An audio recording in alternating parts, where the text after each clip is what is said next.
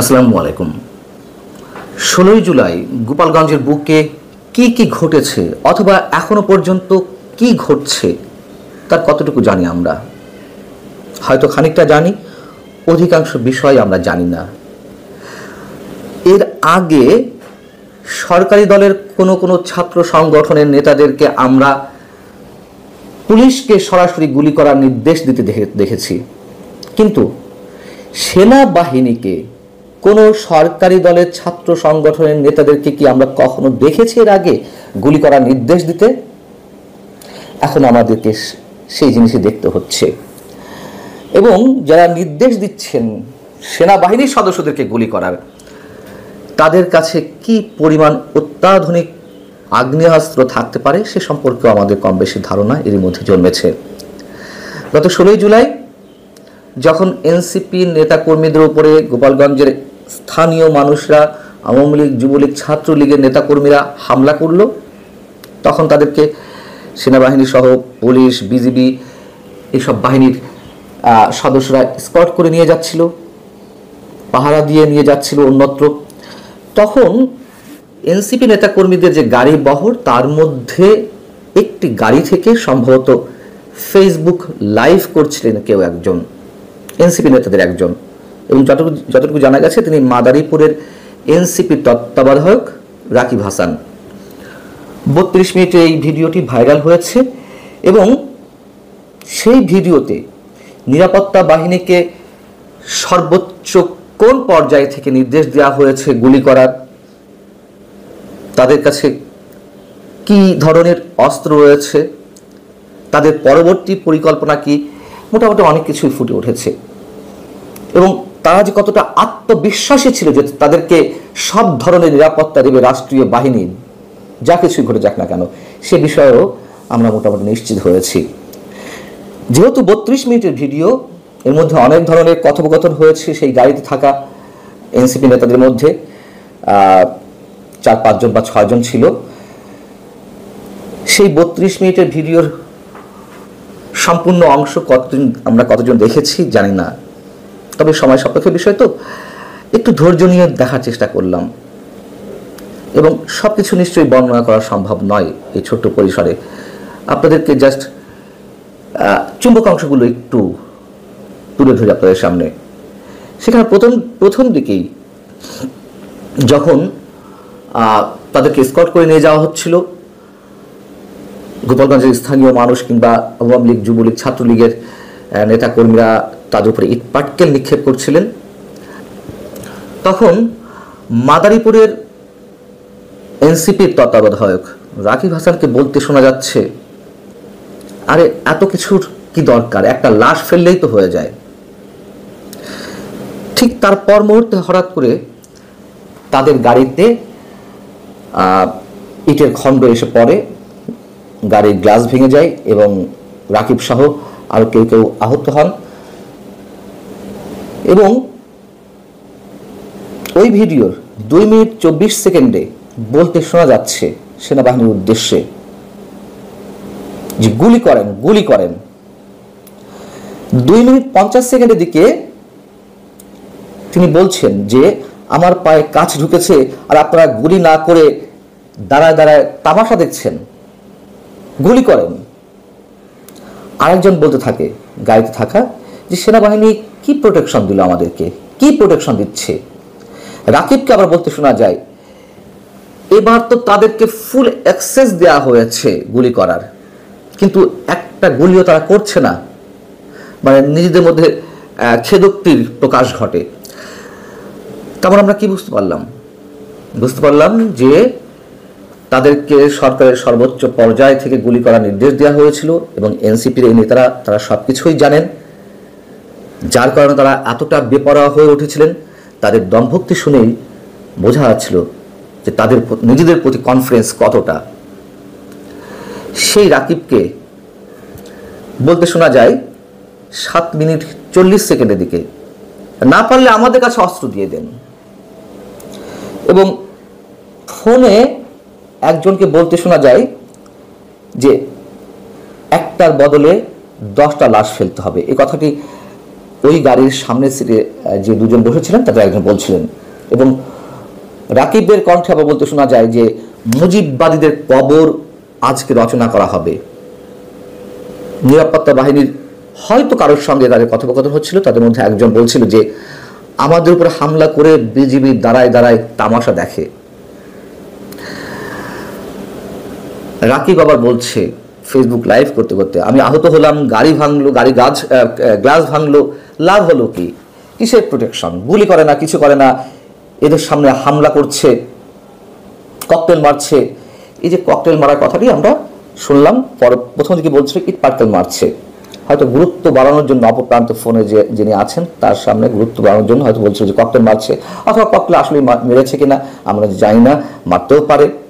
সেই রাকিবকে আবার বলতে শোনা যাচ্ছে যে আমি আহত হলাম, গাড়ি ভাঙলো, গাড়ির গ্লাস ভাঙলো, কিসের প্রোটেকশন?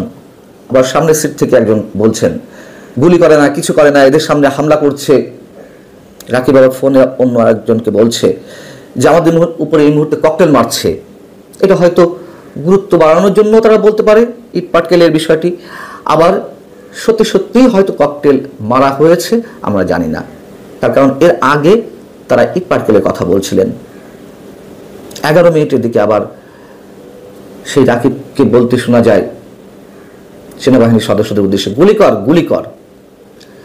যখন একের পর এক গুলি করতে থাকে, ব্ল্যাঙ্ক ফায়ার করতে থাকে সেনাবাহিনীর, সেই রাকিবকে ভিডিওতে বলতে শোনা যাচ্ছে যে আমি আহত হলাম, গাড়ি ভাঙলো, গাড়ি গ্লাস ভাঙলো, লাভ হলো কি? কিসের প্রোটেকশন? গুলি করে না, কিছু করে না, এদের সামনে হামলা করছে। ফোনে হয়তো আবার কাউকে সে বলছে যে এই মুহূর্তে ককটেল মারছে। এর আগ মুহূর্ত পর্যন্ত আমরা ইট পাটকেল শুনেছি, হয়তো গুরুত্ব বাড়ানোর জন্য তখন ককটেলের কথা উল্লেখ করছে অপরপ্রান্তে যিনি আছেন তার সামনে, অথবা সত্যি সত্যি হয়তো ককটেল মারা হয়েছে, আমরা সেটা বুঝতে পারছিলাম না। এবং 11 মিনিটের দিকে আবার তিনি বলছেন সেনাবাহিনীর সদস্যদের উদ্দেশ্যে গুলি কর, গুলি কর। নিরাপত্তা বাহিনীর পক্ষ থেকে কিছু ব্ল্যাঙ্ক ফায়ার করতে শব্দ শোনা যায়। সেই গুলির হয়তো কোনো এক মোটরসাইকেল আরোহীর শরীরে বেঁধে পর মুহূর্তেই ওই গাড়ির মধ্যে সবাইকে উল্লাস করতে শোনা যায় এবং তারা নিজেরা বলা বলি করতে থাকে।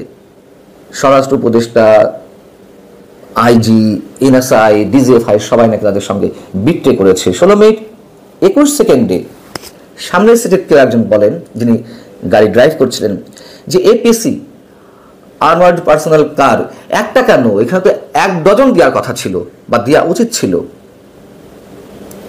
ফোনে আবার তার সঙ্গে কারো কথা হচ্ছে, সেই ব্যক্তি বলছেন যে আমরা চলেছি, রাস্তায় রাস্তায় বোমা পড়ছে, গুলি করছে, ককটেল মারছে, এর মধ্যে দিয়ে আমরা চলেছি।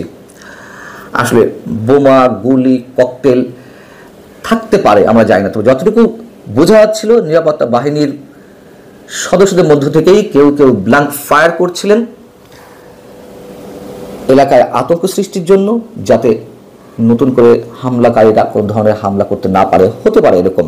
এবং 19 মিনিট 30 সেকেন্ডের দিকে গাড়ির সামনের সিটে বসা ব্যক্তি ঢাকার কোনো এক বন্ধুকে বলছেন যে আমি ঢাকা শহরে গোপালগঞ্জের আওয়ামী লীগের কোনো লেসপেন্সার রাখবো না, যেখানেই পাই জবাই করব, মেরে ফেলবো, তুই রেডি রাখ। কি রেডি রাখতে বললেন? তিনি বলছেন অস্ত্র AK-47 80টা রেডি রাখবি, চিরুনি অভিযান করব ঢাকা শহরে। আবার মধ্যে কে একজন বলছেন 2টি হেলিকপ্টার পাঠালেই তো হতো, হেলিকপ্টার দিয়ে গুলি করতো, ব্ল্যাঙ্ক ফায়ার করতো। এবং প্রায় শেষের দিকে 28 মিনিটের দিকে শহীদুল, মাদারীপুরের আরেক এনসিপি নেতা, তাকে বলতে শোনা যায় যে রাজনীতিতে যেহেতু তারা নেমেছে, তাদের সাথে ফার্স্ট এইড কিট বক্স থেকে শুরু করে প্রয়োজনে আর্মস, বুলেট রাখতে হবে। এবং যখন গন্তব্যস্থলে তারা পৌঁছে যায়, যেহেতু সামনে নিরাপত্তা বাহিনী তাদেরকে ডিরেকশন দিয়েই নিয়ে যাচ্ছিল, যখন গন্তব্যে পৌঁছায় তার আগে বলতে শোনা যায় যে সবাই ব্যান্ডেজ করে নাও। গাড়ির গ্লাস ভেঙে কয়েক টুকরো কাঁচ পিছনের সিটে থাকা 2-3 জনের পায়ে বেঁধেছে বা শরীরে বেঁধেছে। এবং সে উদ্দেশ্যে বলা হচ্ছে সবাই ব্যান্ডেজ করে নাও, আরো বেশি করে গুরুত্ব বাড়ানোর জন্য। পলিটিক্স আবার বলে তিনি বলছেন পলিটিক্স। এই যে তাদের মধ্যে স্বতঃস্ফূর্ত কথোপকথন, এর মধ্যে দিয়ে কত ধরনের ক্রাইম সিন খুঁজে পাওয়া যায়। এবং সেনাবাহিনীর সদস্যদেরকে গুলি করার নির্দেশ দিয়ে যে ধৃষ্টতা তারা দেখাচ্ছেন, তাদের কাছে কি ধরনের আগ্নেয়াস্ত্র আছে মোটামুটি সেই সম্পর্কে আমাদের একটা স্বচ্ছ ধারণা হতে পারে। তারপরও তাদের বিরুদ্ধে কোনো অ্যাকশন নেওয়া হয়েছে? এই গাড়িটিতে কারা ছিলেন খুঁজে পেতে খুব সমস্যা আইন শৃঙ্খলা রক্ষাকারী বাহিনীর। এটি যদি অন্য কোনো দলের নেতা বা কর্মী হতেন, তাদের মুখ থেকে যদি এ ধরনের কথাবার্তা বের হতো, আমরা আইন শৃঙ্খলা রক্ষাকারী বাহিনীর কি ভূমিকা দেখতাম এই মুহূর্তে। এবং এই যে ফেসবুকে লাইভ করা হচ্ছিল, সম্ভবত তথ্য প্রযুক্তি আইনে তো রয়েছে এই যে হিংসাত্মক কথা ছড়ানো, এবং যাদের কাছ থেকে পুরোপুরি একেবারে আগ্নেয়াস্ত্র কথা শোনা যাচ্ছে, যথেষ্ট প্রমাণ নয় কি তাদের বিরুদ্ধে আইনগত ব্যবস্থা নেওয়ার জন্য? তারপর কোনো ব্যবস্থা নেওয়া হয়নি, নেওয়া হবে না আমরা জানি। এবং যে কোনো মুহূর্তে যে কাউকে কোন ধরনের পরিস্থিতির মুখোমুখি হওয়া লাগতে পারে সেটা ভেবে নিশ্চয়ই আমরা প্রত্যেকেই আতঙ্কিত হতে পারি। এর বাইরে আর কিছু করার নেই। আসসালামু আলাইকুম রহমতুল্লাহি ওয়া বারাকাতুহু। সম্মানিত দর্শক, বাংলাদেশের দুইজন প্রথিতযশা রাজনৈতিক ব্যক্তিত্ব, বঙ্গবন্ধু শেখ মুজিবুর রহমান এবং শহীদ প্রেসিডেন্ট জিয়াউর রহমান, এই দুইজনের যে সমাধি ক্ষেত্র, এই সমাধি ক্ষেত্রের সঙ্গে মাজার শব্দটি যুক্ত হয়েছে। আপনারা জানেন যে আমাদের দেশে মাজার যে শব্দটি, এটি সাধারণত যারা মাজার বিশ্বাসী তাদের কাছে একটি পবিত্রময়, পুণ্যময় স্থান। তারা বিশ্বাস করেন যে এই মাজারে যার কবর রয়েছে বা এই মাজারে যার মৃতদেহ রয়েছে, তিনি একজন অলৌকিক ব্যক্তিত্ব এবং তার কর্ম পৃথিবীবাসীর জন্য কল্যাণকর, তার জীবন অনুকরণীয় এবং তার প্রতি আল্লাহর রহমত এবং বরকত রয়েছে। এবং পবিত্র কালামে পাকে যে একটি আয়াত রয়েছে যে আল্লাহর যারা বন্ধু, ওলি আল্লাহ, তারা কখনো মরেন না, তাদেরকে মৃত বলো না। তো এই আলোকে অনেক পীর দরবেশ, ওলিয়া উলিয়া, গাউস কুতুব থেকে শুরু করে সাহাবায়ে একরাম, তাদের যে কবরস্থান, এটিকে আমাদের ধর্মবিশ্বাসী এক ধরনের মানুষ অত্যন্ত সমীহের চোখে দেখে। এদেরকে বলা হয় আহলে সুন্নাত ওয়াল জামাতপন্থী। তো এই মতাদর্শের যারা মানুষ, তাদের মধ্যে আবার একটু ডেভিয়েশন হয়ে অনেকটা সুফিবাদের দিকে যারা চলে গেছেন, অনেকটা ভাববাদী দিকে যারা চলে গেছে, অনেকে নিজেদেরকে খুব মারিফতের বাদশা হিসেবে প্রচার করার জন্য কিছু অদ্ভুত কর্মকাণ্ড করেন। এবং এই সকল মাজারকে কেন্দ্র করে, যেটা নিয়ে ইসলামের মধ্যে অন্যান্য যে সকল মতাদর্শ রয়েছে, স্কুল রয়েছে, বিশেষ করে জামায়াত ইসলামী। তো জামায়াত ইসলামীর যে মওদুদিবাদ বা ওহাবিবাদ, তারা এই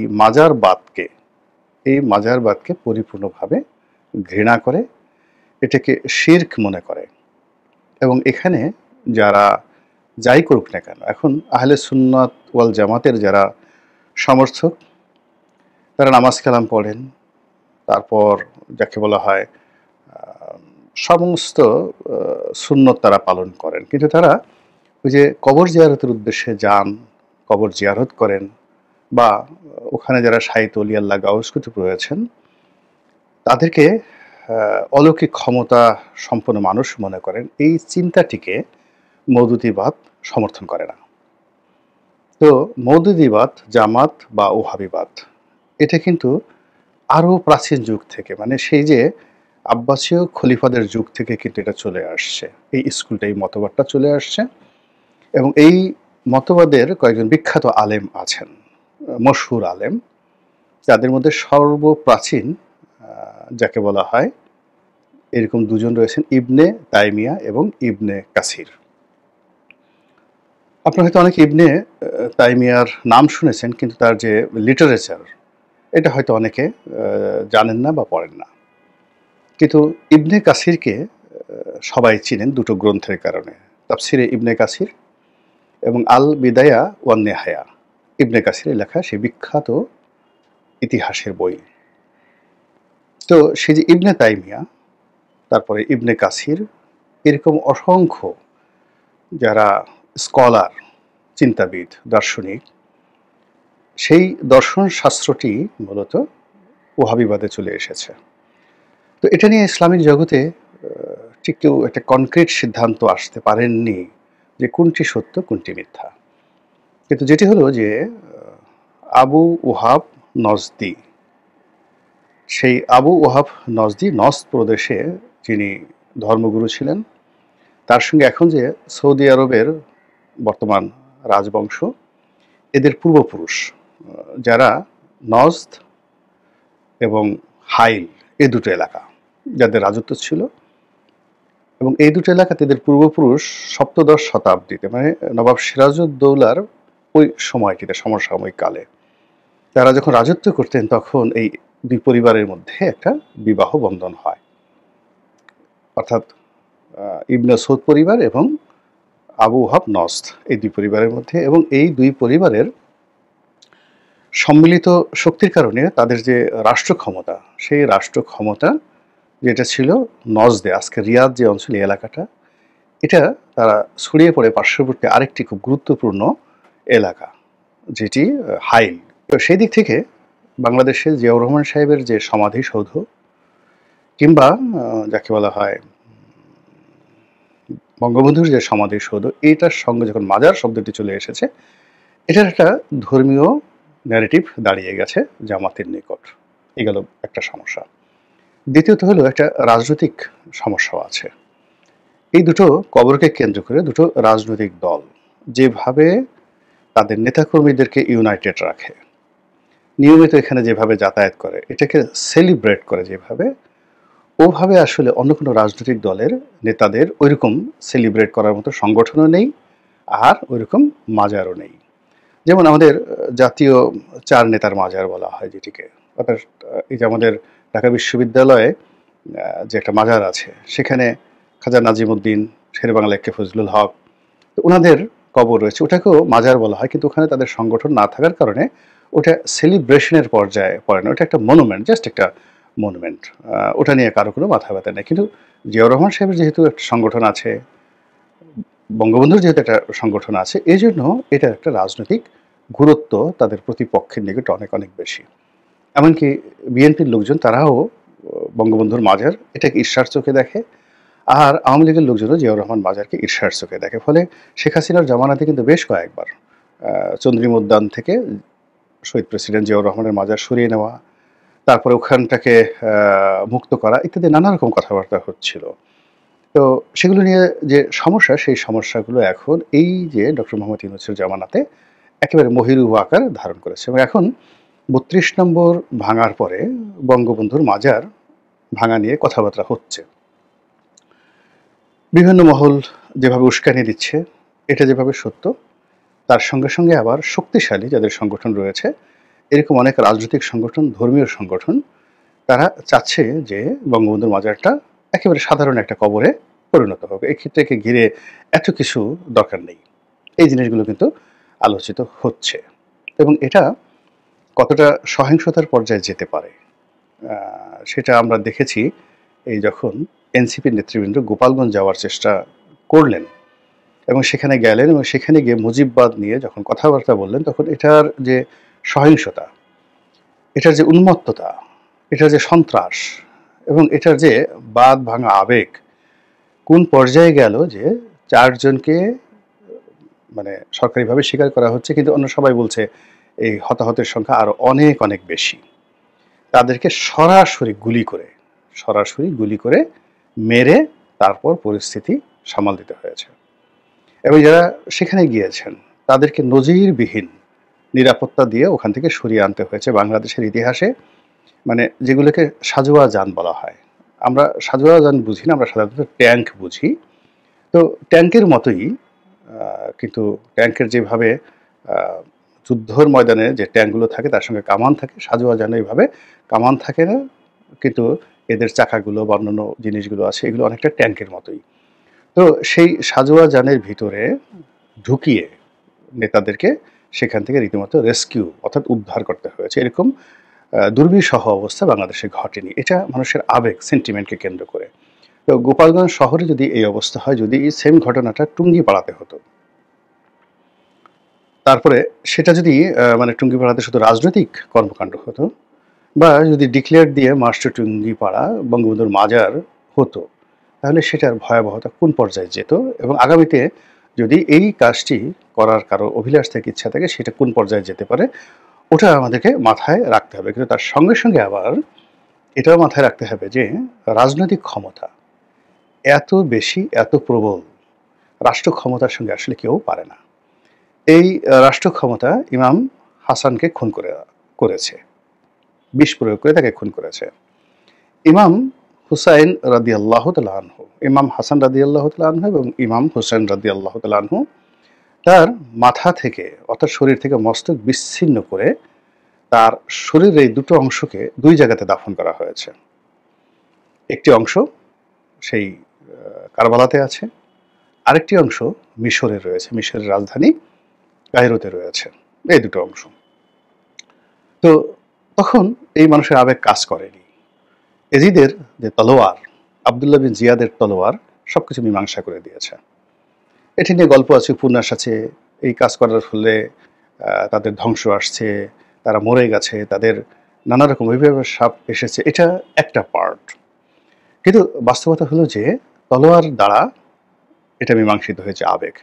তো কাজেই রাষ্ট্র ক্ষমতা যদি কেউ পায়, তাহলে তারা যদি চায় যে বঙ্গবন্ধুর মাজার একেবারে গুড়িয়ে দেওয়া হবে, এখানে আসলে আবেগ কাজ করবে না। এরকম 4 জনের জায়গায় 40 জন, 40 জনের জায়গায় 400 জন মারা যাবে। সেই সাইদি সাহেবের যে চাঁদে দেখা গিয়েছে, ওটা নিয়ে যা হয়েছিল বগুড়াতে, আপনি চিন্তা করেন, তার চেয়ে কি আর হবে। তো এনিওয়ে, এখন বক্তব্যটা হলো, যখনই বঙ্গবন্ধুর এই মাজারটাকে গুড়িয়ে দেওয়া হবে, বা হতে পারে, বা যদি হয় কখনো, এটা যে হবে না এটা কিন্তু বলা যাচ্ছে না। এটা রাষ্ট্র ক্ষমতার উপরে নির্ভর করবে। আর যখনই বঙ্গবন্ধুর মাজারটা ভেঙে দেওয়া হবে, একইভাবে খুব দ্রুত অল্প সময়ের মধ্যে চন্দ্রিমা উদ্যান থেকে জিয়াউর রহমানের মাজারও সরে যাবে। বিকজ দুটোই পলিটিক্যাল যে গুরুত্ব রয়েছে, সেই পলিটিক্যাল গুরুত্বের সঙ্গে সঙ্গে ধর্মীয় গুরুত্ব রয়েছে, ইতিবাচক নেতিবাচক। এরপরে কি হবে? যে রাষ্ট্রশক্তি এই দুটো মাজারকে ভেঙে দেওয়ার জন্য প্রমোট করতে পারে, প্রলুব্ধ করতে পারে, বা যে সমাজ এটাকে উস্কে দিতে পারে এবং যে সমাজ এটাকে গ্রহণ করতে পারে, তো সেই সমাজে শিরক বলতে যা বোঝায়, যেটা আমাদের রাষ্ট্রীয় কালচারে পরিণত হয়েছে, সেই জিনিসগুলো থাকবে না। যেমন ধরুন, আমরা শহীদ যারা শহীদান 1952 সনে শহীদ হয়েছেন, তো তাদের ব্যাপারে মানুষের আবেগ হলো যে এরা মুসলিম, তো সেখানে মিলাদ হবে, কোরআনখানি হবে, তারপরে শেষে গরিব মানুষদেরকে ভুড়ি ভোজ করানো হবে বা খাওয়ানো হবে। গরিব মানুষ আল্লাহর কাছে দোয়া করবে। এর কারণ হলো ক্ষুধার্তকে খানা দেওয়ার চেয়ে আর বেহতর ইসলাম নেই। আপনি যত নামাজ কালাম পড়েন না কেন, সবচেয়ে বেহতর ইসলাম হলো দুটো, আল্লাহ রসুলের একেবারে সহিহ হাদিস। তো বেহতর ইসলাম হলো 1 নম্বর মানুষকে সালাম দাও, অর্থাৎ মানুষের কল্যাণ কামনা করো এবং মানুষ সম্পর্কে ভালো ধারণা পোষণ করো। এর চেয়ে তার বড় ইসলাম নেই। দ্বিতীয়ত হলো যে মানুষকে খানা খাওয়াও। ক্ষুধার্ত ব্যক্তি থেকে শুরু করে যে কোনো মানুষকে খাদ্য খাওয়ানোটা হলো ইসলামের সবচেয়ে বেহতর ইসলাম। এবং এই জন্য মানে কাউকে পরিতৃপ্ত করে, খুব সহজে কাউকে পরিতৃপ্ত করা যায় কেবল খাদ্য দিয়ে। এর বাইরে আপনি অন্য কোনো কিছু দিয়ে পরিতৃপ্ত করতে পারবেন না। তো সেইভাবে শহীদানদের, সেটা 71 মুক্তিযোদ্ধা বলেন, 52 শহীদান বলেন, তাদেরকে সম্মান জানানো, তাদের দুনিয়া এবং আখেরাতের কল্যাণ এবং তাদের পরিবার পরিজনকে মর্যাদা দেওয়ার ইসলামী রীতি রয়েছে। কিন্তু আমাদের যে শহীদ মিনার কিংবা আমাদের জাতীয় স্মৃতিসৌধ, এখানে গিয়ে যে সকল কর্মকাণ্ড করা হয়, এ সকল কর্মকাণ্ডকে ইসলামী তাহাজিব এবং তমদ্দুন মানে সংস্কৃতি, ইসলামী সংস্কৃতি এবং ঐতিহ্য এটার সঙ্গে সরাসরি কন্ট্রাডিক্ট করে। এখানে গান গাইতে গাইতে যাচ্ছেন, খালি পায়ে যাচ্ছেন, ফুল দিচ্ছেন, ওখানে হারমোনিয়াম বাজাচ্ছেন, রাত 12টার সময় গিয়ে দাঁড়াচ্ছেন। এটা সেই যারা মাজার পুজোকে বা মাজারপন্থীদেরকে ঘৃণা করেন তাদের কাছে এটা আরও বিষাক্ত, আরও বিষাক্ত। তো কাজে এইগুলো কি হবে? This is the question. Second thing হলো, এই যে আমাদের ঢাকা বিশ্ববিদ্যালয়ে কতগুলো সেই মূর্তি রয়েছে, সেটা রাজু চত্বর বলেন কিংবা সেই শামীম শিকদার যে আরেকটা করেছেন অপরাজেয় বাংলা বলেন, কিংবা স্বোপার্জিত স্বাধীনতা, যেটা টিএসসিতে রয়েছে স্বোপার্জিত স্বাধীনতা, টিএসসির দুটো, একটা হলো টিএসসির যে ডাসের পিছনে স্বোপার্জিত স্বাধীনতা, আর একটা হলো রাজু ভাস্কর্য, যেটা একেবারে টিএসসির যেটা মোড় বলা হয় সেখানে। আর অপরাজেয় বাংলা এটা রয়েছে কলাভবনের সামনে। এখন এই যে বিমূর্ত মূর্তিগুলো, সেই যে আপনি এটাকে সেই স্ক্যাপচার বলেন কিংবা এগুলোকে ভাস্কর্য বলেন, কিন্তু এগুলো প্রকৃতপক্ষে আসলে মূর্তি। এইগুলোর কি হবে? এখন বিশ্ববিদ্যালয়গুলোতে যে রাজনীতির জয় জয়কার, যাদের হাতে বিশ্ববিদ্যালয় কলেজগুলোর যে নিয়ন্ত্রণ, তারা এই মাজার পুজোর মতোই এই জিনিসগুলোকে ঘৃণা করে এবং এই জিনিসগুলোকে তারা ওন করে না। তো যখন এই যে দুটো মাজার ভেঙে ফেলা হবে বা এই দুটো মাজার গুড়িয়ে দেওয়া হয় বা এই দুটো মাজারের বিরুদ্ধে যা কিছু আমরা আশঙ্কা করছি বা যে সমস্ত প্রচার আমরা শুনছি, কথাবার্তা শুনছি, এটির আলটিমেট গোল কোথায় যেতে পারে এবং সেই সমাজ, সেরকম একটা সমাজ আমাদের এই দেশে যদি প্রতিষ্ঠিত হয়, যেমন ধরুন সৌদি আরবের মতো একটা সমাজ প্রতিষ্ঠিত হলো, চুরি করলে হাত কেটে দেবেন, তারপরে শেষে ওজনে যদি কম দেয় তাহলে আপনার মাংস কেটে নিয়ে আপনি দাড়ি পাল্লায় ওজন করবেন, 1 কেজি যদি মাংস কম দেয় আপনার শরীর থেকে 1 কেজি মাংস কেটে দেওয়া হবে। এই জিনিসগুলো, বা আপনি একটা অন্যায় করলেন, পাথর মেরে আপনাকে মুহূর্তের মধ্যে নারী হোক পুরুষ হোক জেনা ব্যভিচারে যে বিচার দেওয়া হলো, শিরশ্ছেদ করা হলো প্রকাশ্যে, একদম যে কোনো একটা নারী বা পুরুষকে শিরশ্ছেদ করা হলো, ফাঁসি শাসি এই সমস্ত হবে না। এই জিনিসগুলো তো আসলে এখন সৌদি আরবে চলছে। সৌদি আরবে চলছে এই শরিয়া যে আদালত এবং শরিয়ার যে বিচার, এই জিনিসগুলো আগামীতে যখন আপনার এই সমাজে 18 কোটি মুসলমানের দেশে আসবে, তখন এই জিনিসগুলো আপনি কিভাবে গ্রহণ করবেন? এটা নিয়ে এখনের যারা দার্শনিক রয়েছেন, চিন্তাবিদ রয়েছেন, তারা যদি তাদের চিন্তাকে প্রসারিত করেন, মন মানসিকতাকে ঠিক সেইভাবে শক্ত করেন এবং রিয়ালিটি মেনে নেওয়ার চেষ্টা করেন, তাহলে আগামীতে দুঃখ কষ্ট কম হবে, আনন্দ বেশি হবে। আল্লাহ আমাদের সবাইকে হিদায়াত দান করুন এবং হেফাজত করুন। আসসালামু আলাইকুম ওয়া রাহমাতুল্লাহি ওয়া বারাকাতুহু।